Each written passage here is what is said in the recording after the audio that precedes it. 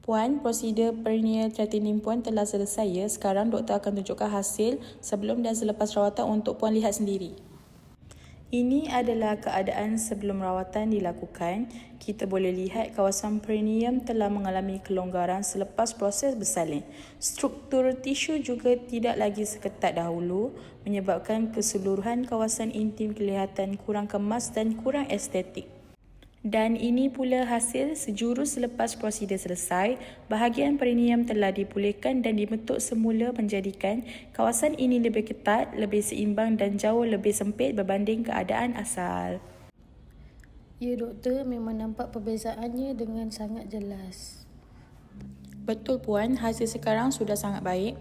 Selepas proses pemulihan selesai, kawasan perineum akan kelihatan lebih cantik dan semula jadi. Kami akan berikan panduan penjagaan dan Puan boleh datang semula dalam 7 hari untuk pemeriksaan susulan. Saya sangat puas hati dengan hasilnya. Penerangan doktor jelas dan prosedurnya sangat selesa. Terima kasih Dela Estetik.